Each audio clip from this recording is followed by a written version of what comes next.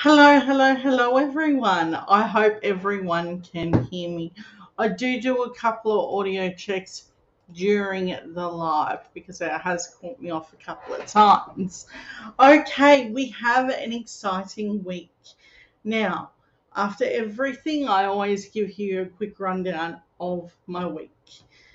This one was interesting. Found out my husband has a couple of health issues. That's going to be an interesting one, which means he's going to have to step back from doing his usual lawn mowing a little and a couple of other things. I also found out that I might need a little needle in the ankle because there's some fluid around it and that might have to go. Turns out you can't keep it. And I'm not a fan of any needle, so I'm a gigantic wuss, so this is going to suck. Okay, so that was my week. I hope everyone had an excellent week. Oh, before I move on from that, I'm also teaching my 16-year-old how to drive. So wish me luck in the comments.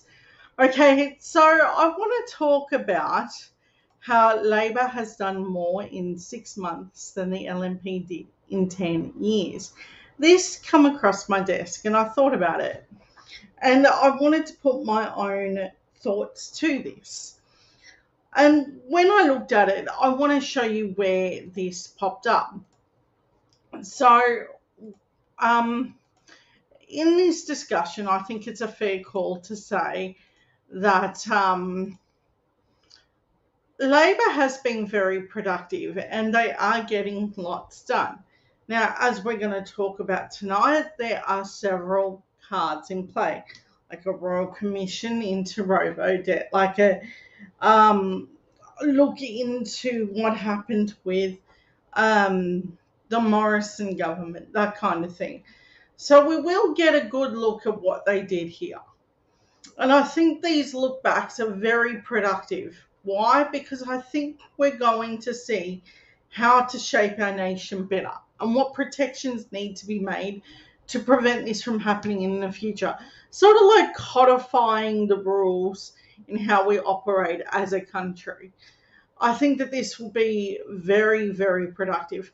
But not only that, we're talking about Labor's renewable policy that they are heavily talking about at the moment. And we're going to talk about how they've trying to make the country progress further, but without being making too many people angry because there is a very angry media at them a lot. So let's have a look at this article and let's see why I think it can be critiqued a little.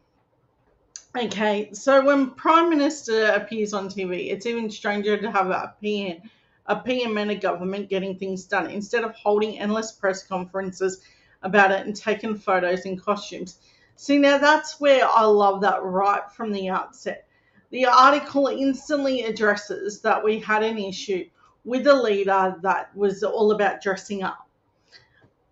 Our prime ministerships have largely been seen as like this figurehead that doesn't do much. Albo is changing that perception. That I won't critique. But here's where I will. This week alone, most productive by government living memory, Labor has passed a National Integrity Corruption Commission, secure jobs, better pay, respect at work. Some of this stuff we're not going to see for a long, long time.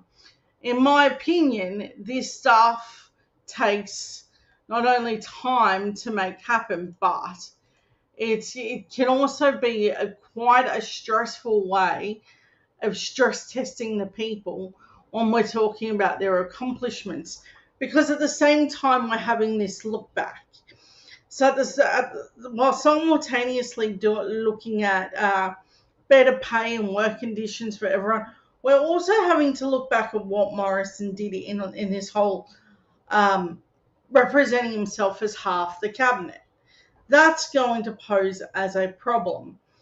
Here's why. I think that the look back is wonderful, but it's going to prevent talking about the achievements.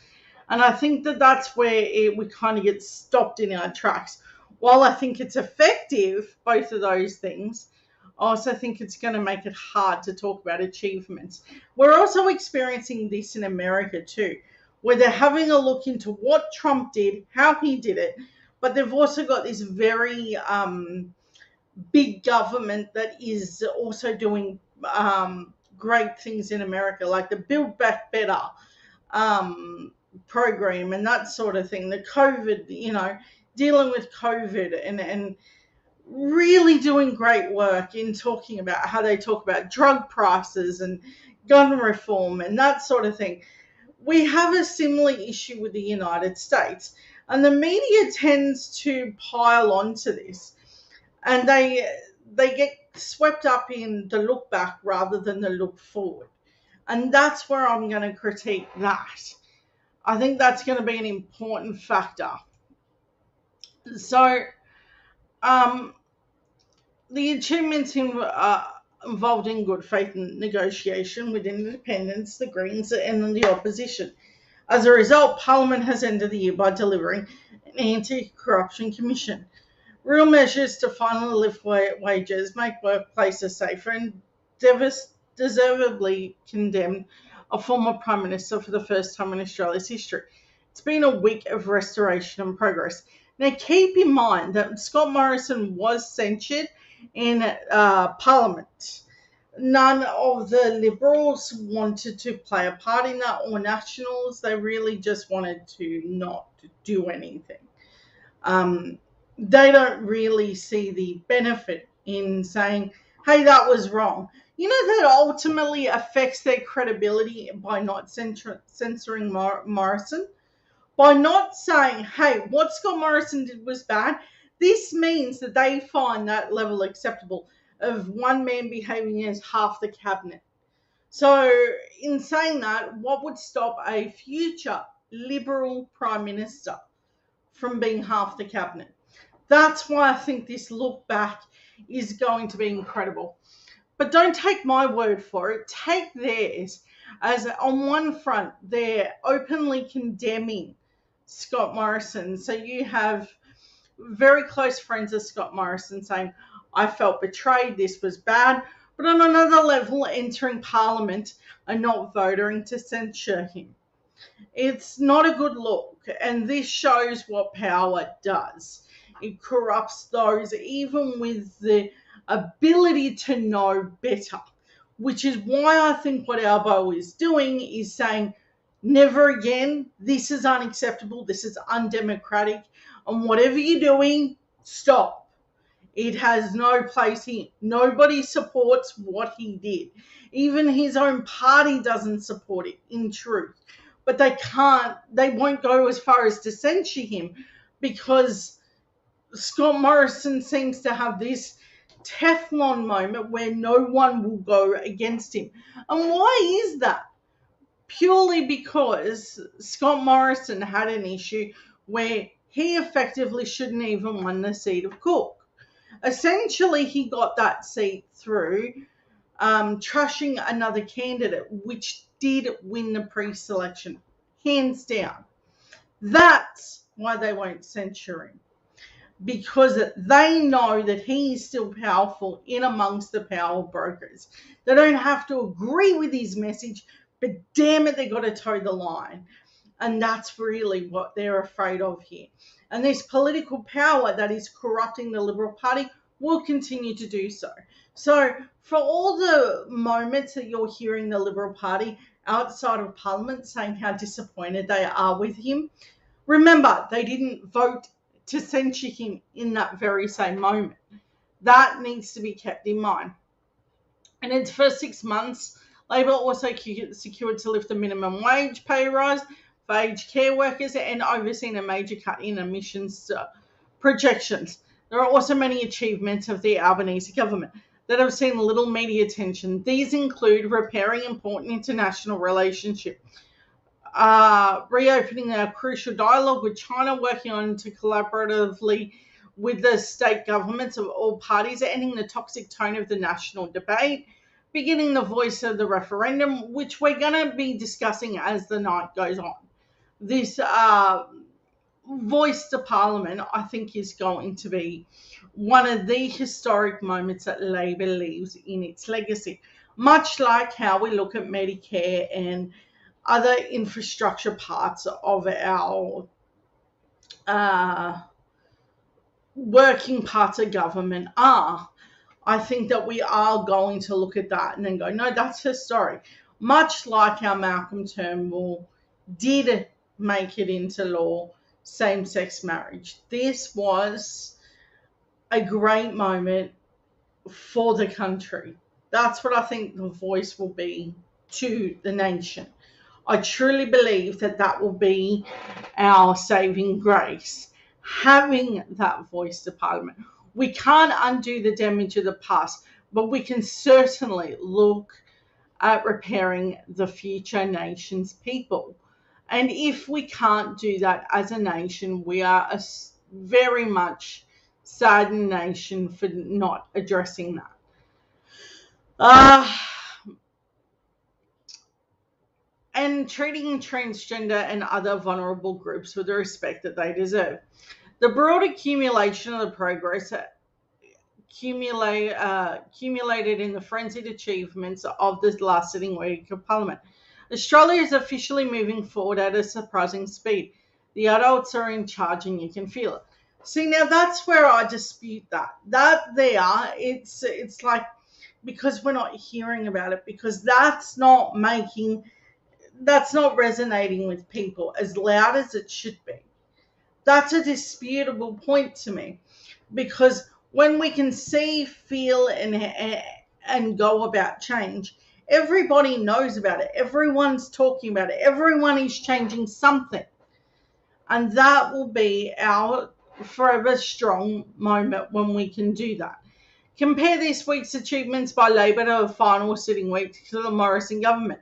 Its industrial relation reforms failed and were followed by his last gasp of obsession with needless religious discrimination bill. At a time that inflation and the rising prices were already black clouds on the horizon, none of the LNP's final agenda passed. Morrison's last act as Prime Minister failed, just like Morrison himself. See, here's what I find interesting about doing that.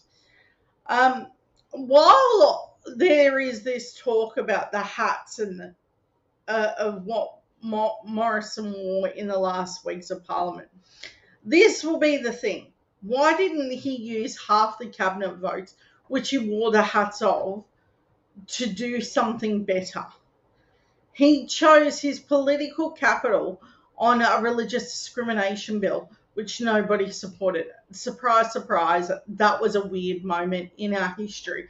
I think we're going to look back and go, no, why would you take 3 bites at this apple and think that that would work? That's an interesting moment that I think we're going to have to look at. But it's not just stuff like that I find interesting. It's the moment that we realise that we are officially out of the Conservative scripts. For instance, the media talking heads still have it out there that somehow the Liberal Party is powerful. And I'm looking around and going, did you not see Victoria? Hey, did you not see the federal election? Hey, you're not seeing that they only have power in 2 states? And if we have our way, 2023 will be productive and we will turn New South Wales red. That is where I'm at. I'm thinking positively and I'm hoping for the best. And I think the nation can do it. During the last week, the Morrison government was also hiding the impending surge in power prices. An important State of the Environment reported the Australian public secretly defined the LNP's shambolic and self-serving government until the end. There is still much for Labor to do. An open conversation with Australian public about Labor's plan to earn mining resources begun in the very near future. I think that when we have the discussion, this is why I stopped reading that. Because I think when we talk about energy, I think that there's going to be vitriol. I think the nation largely wants us to look at renewables. But I think we're going to have these very, very agitated media, which is going to make it sound as if it's doom and gloom and nothing will get better. So I think there's going to be like this war waged within the internal walls of the nation, much like the voice to Parliament. So if you have a look at Jacinta Price, for instance, on Twitter, she has made a very big effort to be anti the voice. But you have Linda Burney that's like, hey, we should do this. And here's why. We have this moment where people cannot define what is reality and what isn't. And why? Because there isn't a media telling you the difference in those opinions, but they can't even explain why Jacinta's wrong. They can't even come to you and in earnest say, no, Jacinta does not know what she's doing here. And she essentially is an IPA mouthpiece. We're going to have that same issue when it becomes an environmental talking fest. We do not have the mental maturity in the media to say, I can't tell the difference between a good policy and a bad one. And whose talking point is more factual? Is Linda Burney's when she talks about the representation of the Indigenous people to the nation, or is Jacinta Price? And by not being able to come out and define that is going to change our landscape a lot. Keep that in mind as we move forward. Okay, Labor also must lift the rates of welfare payments in the immediate future, or it should have happened in the first budget. It can't wait any longer. 1 in 4 Australians is skipping meals because they can't afford food. The average advertised rent has risen 22% in the past year. Almost all welfare recipients are going hungry and at risk of homelessness. This is deeply unacceptable and must be fixed immediately. Now, let me go on a small, if you will, rant on that. Welfare recipients are having a unusually very bad time. We've always faced challenges with this particular demographic. That's not going to change. Unfortunately, this is what we do to the poor. But what makes this a more outstanding moment is while that's happening, that massive gap between the rich and the poor is so wide that we really are creating future generations of homelessness, suicide, mental health problems, and so much more. We are staring down the barrel of some really big problems. And it won't end there. We're in really big trouble if we don't address the housing crisis, the price of rent, and what we're paying welfare people. These are really big tasks, and I believe Albo and his team are up to the job. But let's see. We have to give all of that time. My opinion on it doesn't matter. What ends up happening does. So next I want to talk about Julian Assange. Now, everyone here knows that I talk about Julian Assange regularly. Julian Assange is a journalist. He exposed many, many corruptions involving war, and I think it's a fair say that even if you like or dislike what Assange did, and I think by and large we like what he did, except for the Hillary emails part. I think that was a bit, but he was promised things. So I can understand why he made that deal. It made sense. If I was facing a lifetime in jail and all I had to do was hand over a few emails that meant nothing to me, I probably would have done the same thing. And treason is no small crime. What they wanted to do to him, what they still want to do to Assange is disgraceful. And Anthony Albanese is taking the right step on this. Anthony Albanese urged to stop Julian Assange madness. In other words, bring him home. He should never have been taken from where he was. It should never, ever be taken to the point where the US, of all places, thinks that they're going to be the arbiter of what people should and shouldn't hear. Christ, if the amount of times I've seen the US bungle this kind of thing, this is yet another moment where not only does the US have no moral high ground, it never should have done it to begin with. And yes, I'm fully aware that it started under Obama. And yes, I'm fully aware that Obama should never have done this. But I'm also aware that Trump did a very dirty deal and then turned his back on Assange. It's all bad. Nothing good can come from this. So bring him home. I'm sure he'll never play a role like this again. I would like for him to fade away for his own safety. But at the same time, I think that it's fair to say that what he did was change the discourse in how we think about the US and its invasion of different countries. Anthony Albanese has urged to call up Joe Biden and sort out the madness of the US plans to extradite Julian Assange. Anthony Albanese has been urged to put an end to it all. Independent MP and staunch supporter of the WikiLeaks founder, Andrew Wilkie, said it was time for the Prime Minister to leverage Australia's relationship with the US and bring him home. Fully agree. And Anthony Albanese agrees. He thinks it's time to stop. So even if we take the approach that we don't have to like everything that Assange did, it wouldn't be justice handing him over to the US. That's not justice. That's trial without a fair hearing. They've already signed his life away for embarrassing the US. That is that simple. And it never should have gotten that bad. Okay, where are we at? Lachlan Murdoch is set to testify over the Dominion voting machines.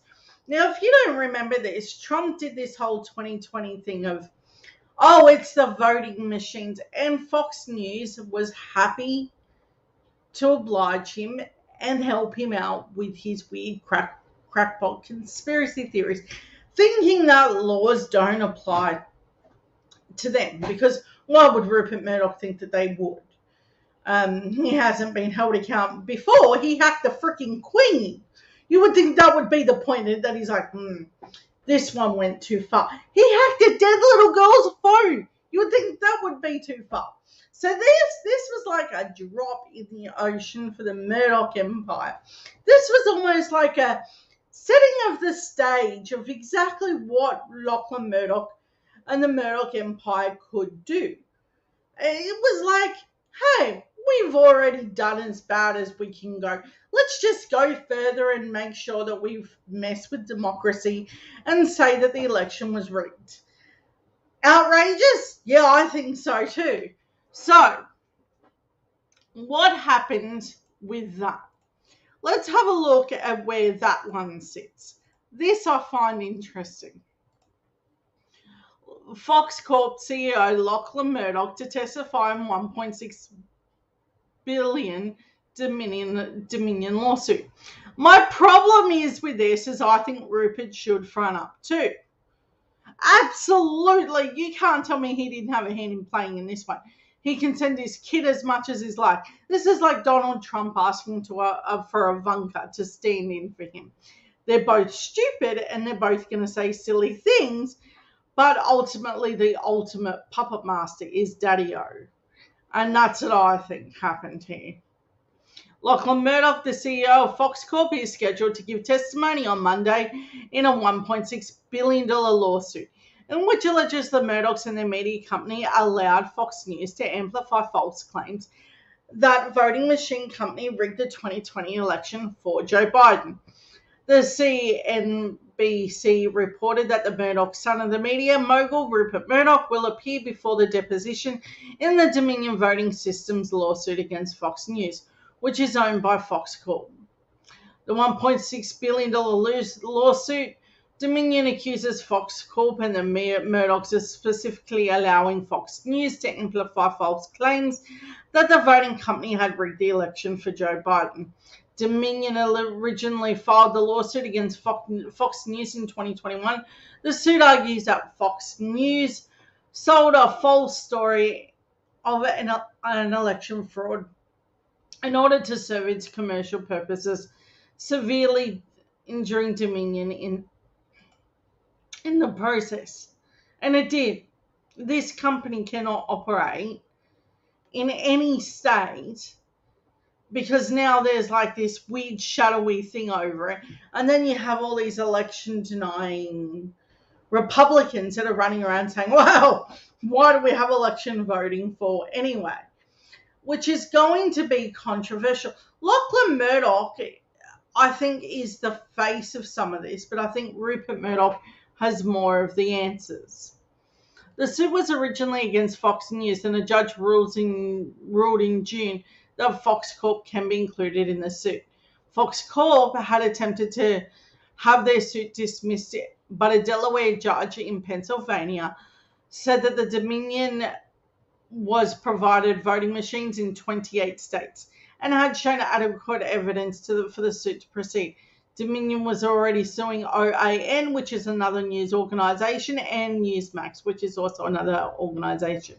These are right-wing populist news organizations which disseminate misinformation on a large scale. So it's reasonable to infer that Fox News, Newsmax, and OAN did go without any fact-checking whatsoever, made a false claim. Now, it's considering that Fox News is the largest rated news in the States, I think it's only fair to say that their impact was huge. And to know that it operated in 28 states is also a huge deal. But I think this is going to be one of those things where it needs to tank Fox News. They need to be non-recoverable as an organization for what they did here. It isn't just disgusting on one level, it's disgusting on every level. And we should all be embarrassed that so many people were caught up in this. The same thing happened with COVID, and I'm shocked and appalled that they cannot be held for leading disinformation where it costed thousands of lives. It was like watching a Titanic 2.0 of Fox News viewers. Now, I don't have to agree with the Fox News audience, but I do want them to live. That has to be stated outwardly. I want them to live. And yes, we're going to discuss the fact that the Dems did win a really big amount, given that the amount of COVID did strike Republicans.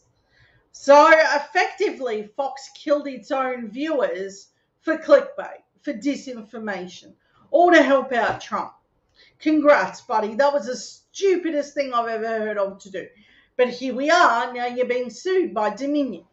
Now, I don't think it's a wise idea to go running around telling people that you're the dead voice of Hugo Chavez in any way, and pretend like this whole thing had any merit whatsoever.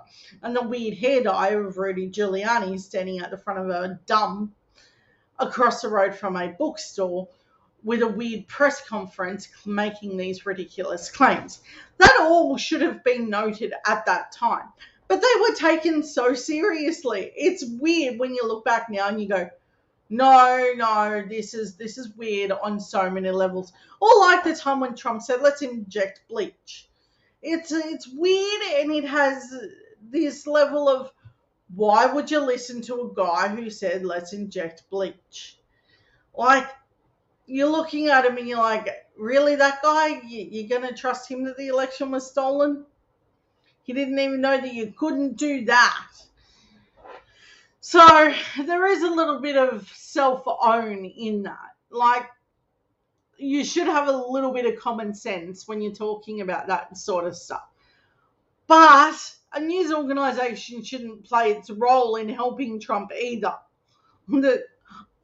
I mean, now that they're trying to sway their way to DeSantis, which is also equally evil, DeSantis is Trump just with prettier words. That's it. That's all you're looking at is Trump with prettier words. He's just as stupid. He plays just as big a stunts. Have a look at what he did with those immigrants. That is a perfect sign he sent them all to blue rich states, thinking that they would reject them. When that didn't work, which, not a new stunt, by the way, it had happened before. This isn't a new stunt. It's a disgraceful one. And I think that this needs to be called out for exactly what it is. DeSantis is as awful as Trump, just a little bit smarter at times. But equally, I think he does stupid things. Okay. Next, I want to discuss Robodebt. What happened with Robodebt? Now, this week's testimony held a lot of people in tears. There were talks about exactly the damage that this caused. But here's an angle I don't know whether you knew about. Centrelink workers are openly saying, hey, I think you've been lied to, and here's our story, which I think is wise that we're having this conversation now, that Centrelink workers did speak out. They didn't just sit idly by and let the Morrison government do this. They were openly condemning it from the jump. Look, we can all say what we like about what a Centrelink worker is or isn't on that particular day. I will say this. Every profession has a person that will either help or hinder you in that moment. So holding this up to the litmus test, I think majority of Centrelink workers were pretty angry about this one.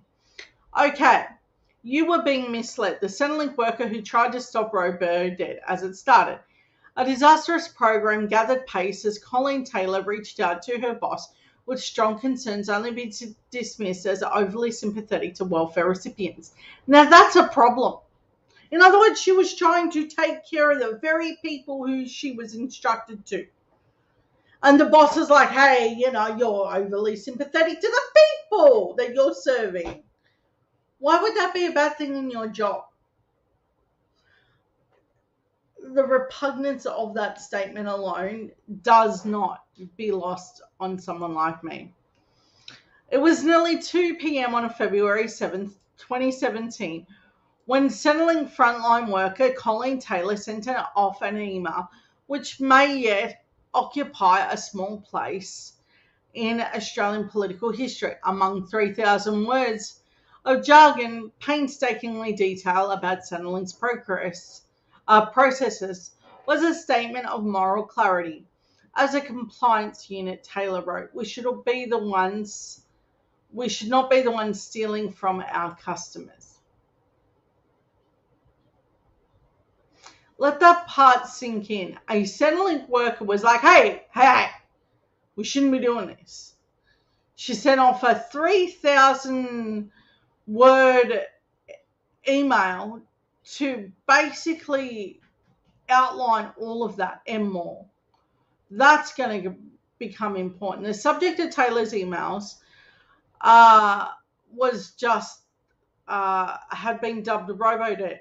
The subject of a royal commission in the disastrous program was launched by then Social Services Minister Scott Morrison in 2015. Now, understand that Scott Morrison being Social Service Minister and then go on to become Prime Minister meant the ball was already in so much motion that regardless of how big the construction of Centrelink workers were, Scott Morrison had the lead say, and he was going to do whatever he felt necessary to down this program to make sure it went along with the whole scheme.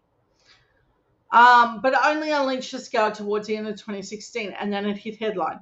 Taylor's email courageously sent to a person in the Department of more than 30,000 staff members. Catherine Campbell was released amongst the tranche of hundreds of documents by a Royal Commission this week. The Guardian Australia spoke to Taylor in Queensland this week. She was shocked and initially unnerved to learn that her email's name had been published by the Royal Commission. Now, why would that part have been important? Because this was like a 5-alarm siren. Like hey, don't do that. Do not do that. If you are going to do that, here's the harm you're going to cause. Now that is telling. When a person who knows each of the software programs, knows that this is a bad idea, and knows what their job is to do and not do. She knew it was wrong. Talking about the period brought back traumatic memories, Taylor insisted modestly she was not a whistleblower, saying that she kept her concerns in-house and cleared the correspondence with her direct superiors. Now, that part's going to be important because remember, people like Richard Boyle and Julian Assange aren't treated with the best respect whenever they say, hey, something went wrong here, let's correct it. And that doesn't happen in our political discourse. They're like, well, why would we listen to you? We're going to do what we're going to do. And then the government goes to prosecute them. So this woman did everything she could but scream it out to the rooftops. Because if we look at what happened to whistleblowers, it wouldn't have been good for her. It saddens me that she couldn't, but in the same breath, looking at Richard Boyle makes sense. Taylor also said she is not a victim. Our poor customers were. They're the ones that suffered. By early 2017, the coalition government ministers were resolutely defending the Robodebt scheme. One had previously threatened to jail those for said to be overpaid benefits. Guardian Australia had been reporting on claims of unnamed Centrelink staff members and welfare recipients, and thousands of people were being wrongly issued welfare debts. Influential activists, including Asher Wolf and Lindsay Jackson, created effective Not My Debt online campaign. Now, I remember seeing this. This was supercharged, and it was very effective. So this woman tried to do her best to blow the whistle. Now her email is will not do it publicly, but privately, and sent out this mass email to say, hey, what we're doing is wrong. Let's not do that. Let's halt. And no one halted. That's where we're at. So that was a devastating week. As much as I think that this Royal Commission is good, it also put people in really sad circumstances. The lives lost to the Robodebt scheme need to be spoken about more. And forever it'll be a blood stain on our society. So next I want to talk about health. So apparently a hospital thought, you know what, I'm cool with doing this. So a hospital thought, well, I'm a little bit unhappy with the fact that half of our wards have closed. Well, some of our wards have closed. And in our wards being closed, we need to make money. Sydney is experiencing, like all around the nation, some crises within its healthcare system. They do not have enough doctors to man the beds, so some wards are being closed. But take a look at how one hospital decided to deal with that particular issue. Iron carpet, a temporary light rail. Glitz and glam on the iron carpet. A temporary light rail stoppage is no concern for the Premier, hopeful for a feel-good summer hit. One day without the light rail, no problem. But the blockbuster has been overshadowed by a rival drama. Vacant wards at Campbelltown Hospital being advertised for hire to TV and movie productions. To set up a film set or a TV show or a Hollywood movie as opposed to providing essential healthcare for the people of New South Wales is utterly ridiculous. It shouldn't have happened. It clearly shouldn't have happened, and it's wrong. The tender was pulled by the state government today, shortly after the health minister found out. But Brad Hazzard argues staff shortages mean some wards are not suitable for clinical use. The tender was pulled by the state, so they fully knew what was happening here. See, now that's an interesting statement. But then Dom comes out after it's all been revealed in its little nasty grubby deal. They're like, hey, this doesn't look good. We better sound like we're against it. Typical Conservative. But Brad Hazzard, being the idiot that he is, didn't get the memo that you probably shouldn't go along with this idiotic plan. Listen to his response. I think we should actually congratulate the procurement officer who actually went out of his way to try and make a bit of extra money. It's no joke for some of Campbelltown Hospital's patients and their families, like new dad Chitich Karkim. It was very short-staffed. Yesterday, one of the nurses told me that she was looking after at least 15 patients. It is sickeningly bad. The Health Services Union says the system is so bad it's launching a campaign calling for a royal commission into the New South Wales health budget. We're talking about the $1 billion that's going to visiting medical officers and how that is blowing out to a point where it becomes unsustainable. I'll be writing to the Federal Minister on behalf of the HSU and suggesting we need to have an inquiry into these issues. Issues, the Health Minister argues, are not just local, but national. Now, I'm going to agree on several points. Hey, you can't shoot the messenger for this one.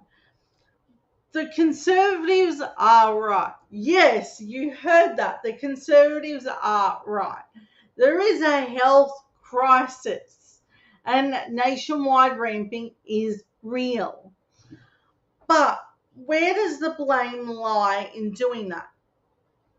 Conservatives. Scott Morrison thought in the middle of a pandemic, well, why do I have to fund health? And now you're seeing the results. And then you have this wild scheme to rent out wards to movie sets. Why would anyone think that this was a great idea? I understand it's going to take time to fill these wards with doctors that are desperately needed. But the world is still in the middle of a freaking pandemic. It's probably not a great look to go, we'll rent out a couple of wards in the middle of a pandemic to a major movie company because we just don't have the money to either hire the staff. Not only that, we don't have enough doctors to fill it either. It's a poor move, and Dom only pulled out when he was caught, which is so typical Conservative. I will say this, he had the fortuitous nature to pull out before it went ahead. But it's the fact that it was exposed. And then he was like, no, I don't want to do it anymore. The healthcare system is broken nationwide. And certain state governments are doing a lot to fix that gap. Conservatives don't figure that out as quickly as they should. What they do is they do dumb stuff like, renting out wards to movie production people rather than actually fixing the problem. Because it's going to take more than money to fix our healthcare problem. It's going to take very good and skilled doctors to be able to come back in and do this in a safe environment. This is a pandemic, and I wouldn't be surprised if many doctors are afraid of coming back and infecting their families. And I could understand where they're coming from when they did this. But seriously, Sydney, you gotta stop this stuff of trying to fix a problem by having a whole nother one. You have the same thing with the housing crisis. You have all these empty houses. Rather than fixing the housing crisis, you want to build more houses that are going to be empty. It's this weird dynamic that I'm looking at where I'm like, wait, why aren't you actually fixing a problem? And I think that that's going to be a major problem going forward. Okay, so the next one I want to talk about is industrial relations. Now, IR changes were recently presented to the Parliament. Have a look at how that is being presented in this minute 30 video. Question is resolved in the affirmative. An unscheduled early Friday morning sitting delivers a key plank of Labor's agenda into law. Today is a win for the heroes of the pandemic. The cleaners, the disability workers, the aged care workers. Parliament's lower house rubber stamping the Secure Jobs Better Pay Bill before 9 a.m. We are in favour of Australian workers receiving more in their pay packets, but we are not in support of Australian small businesses going broke.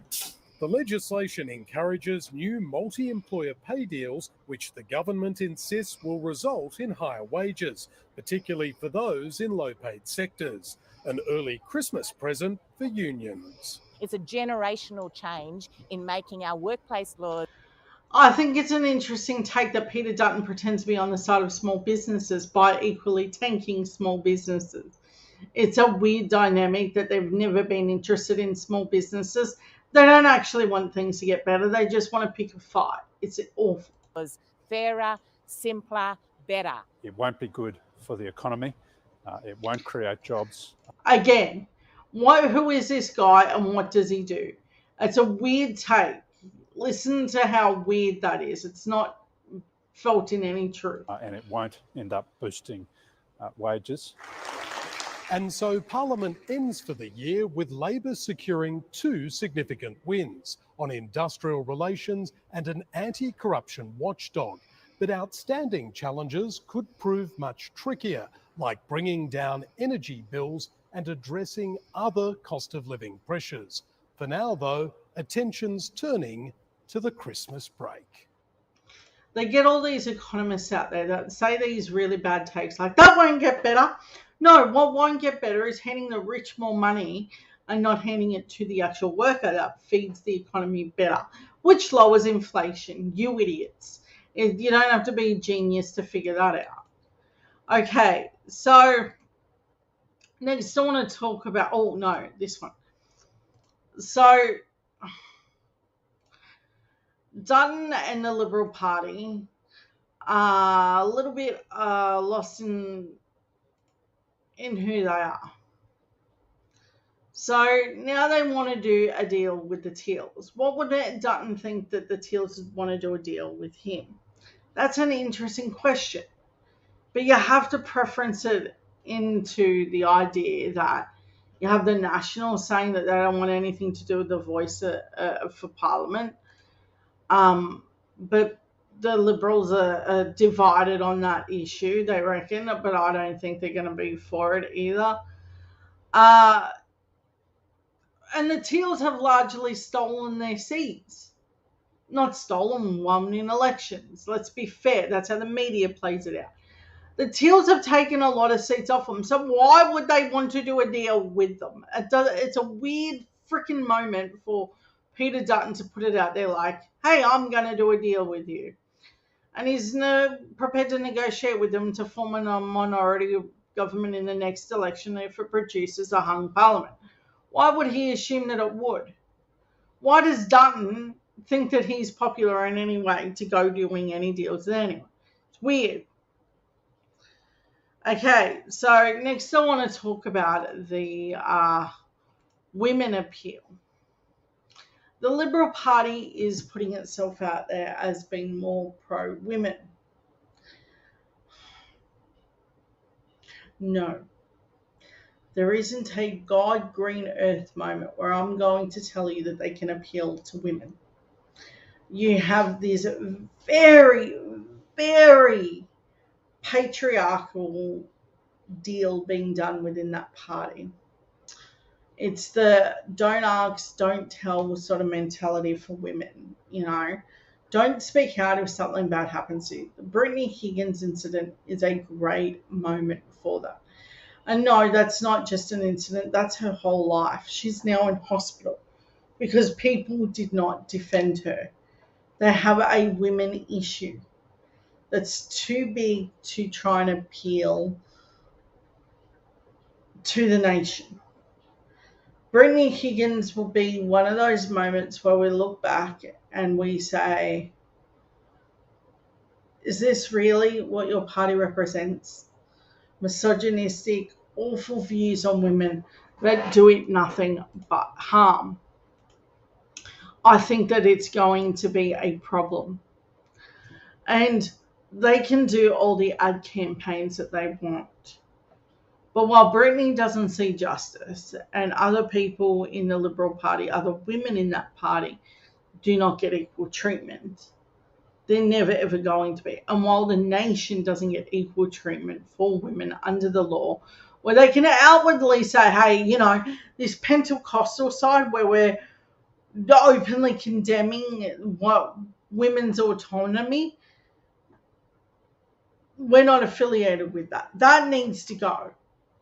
Because women need their own autonomy. So you're not going to get more women into your tent if you're openly part of a patriarchy that is that is openly against women. I think that this push that the media is now putting out there, that Dutton is somehow going to appeal to women now and that he's no longer a monster. I've read several articles over the week where they are trying to push Dutton as this pro-women party leader that's going to be helpful. Okay, you want to be helpful, get rid of the very, very evangelical side of this. The part that is very anti-people's rights. Get rid of this side of politics where it doesn't value our youth, it doesn't value our women, and it doesn't value anything that is not the top 1%. That is how you want to change your image.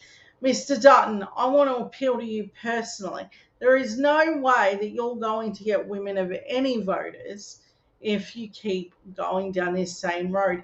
It didn't end well for you in Victoria, so the media trying to perpetuate this idea that Dutton will be somehow appealing to women and that they're going to make their tent bigger and brighter and nicer. No, that's not how it's ever worked. And I'm here to inform you that's not how it.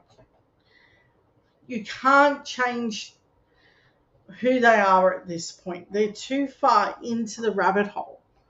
There is a lot of work that they need to do to be a fierce opposition. Just as an opposition. They're not even there as a leading party.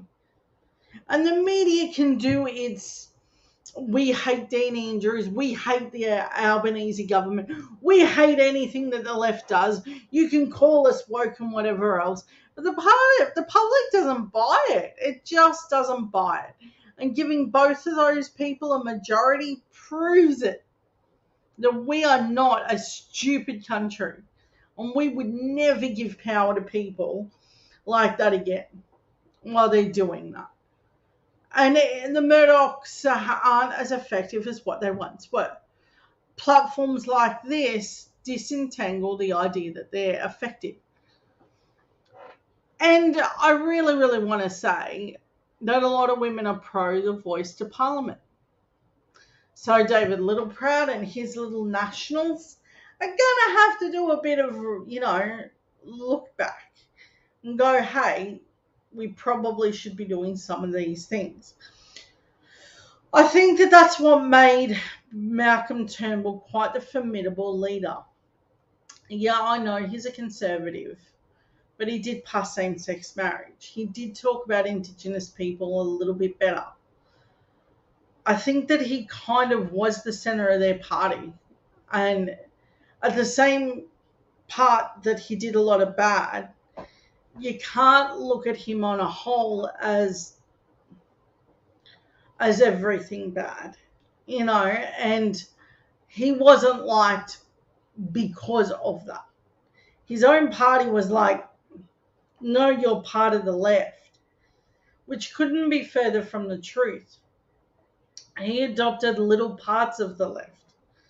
The real left wouldn't have anything to do with it.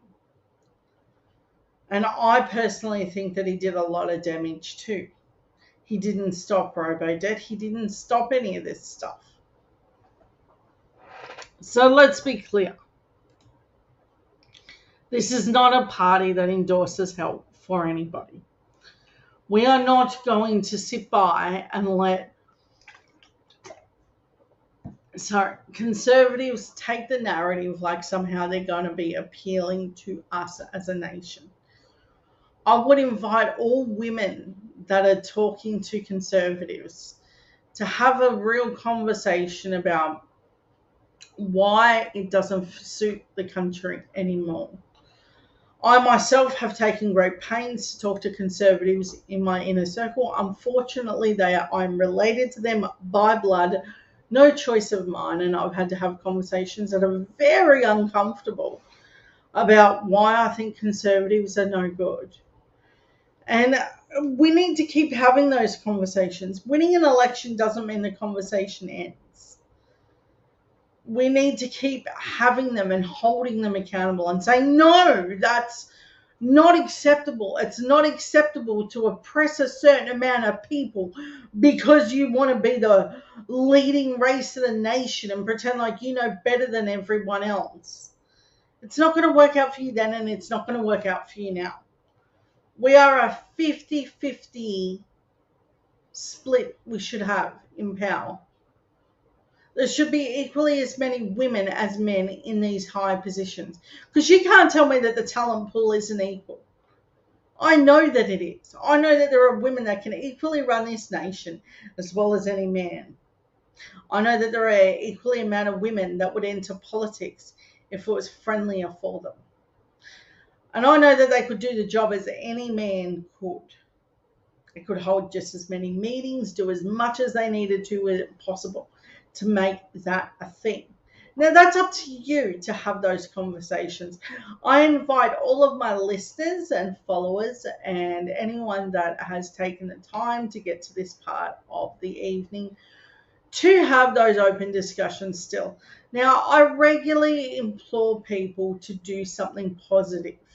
And the reason I do this is because I don't like my followers to get this idea that the job is done. We have Albo, Dean Andrews is still in office. And we're going to go for New South Wales in 2023. How we do that is by making a great opposition. I think that Albo could go further to the left. How do we do that? We make the Liberals go to the left as well. That's how we do it. We force everyone into the tent correctly. We say, we're past the point of negotiating with the Conservative arm. We're now at the point where we're saying, if you want to have an honest discussion with us all, you've got to treat us fairly. And that is how we make that conversation happen in the best nature of our political discourse. But this isn't just about our political lives. This is about our personal lives too. How we view it in our personal lives. Because it politically is being projected socially. So if we aren't treating women fair politically, we're not going to do it socially either. It's the same reason why we ask a woman, are you sure you're telling the truth about an assault that happened to you? Rather than asking the man of why he did it. The conversation needs to change about how we address women in this country. And I think for the life of us, we need to start having these conversations bigger, louder, and more productively. And I think that we are a winning nation. We can be as great as the conversations that we're having. And with that, I want to thank each and every one of you for sticking around to the very end. And if you can, like, share, and subscribe. There is also a way to donate to the page as well on YouTube. So make sure that you do that if you can. If you can't, that's okay. That just makes sure that I'm able to continue doing these lives. I want to thank you for a wonderful week. Catch me next week, same place, same time, same messy office if you notice I'm going through things at the moment. Have a wonderful evening and see you next week. Bye, guys.